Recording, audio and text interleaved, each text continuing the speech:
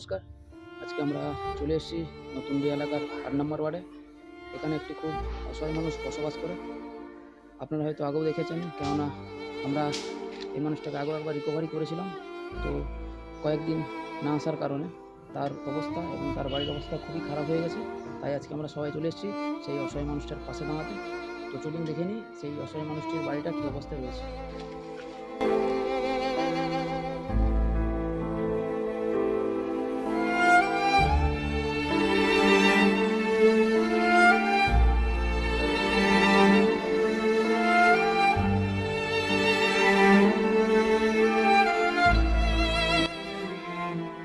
দেখতেই পাচ্ছেন বাড়িটার অবস্থা খুবই খারাপ অবস্থায় রয়েছে।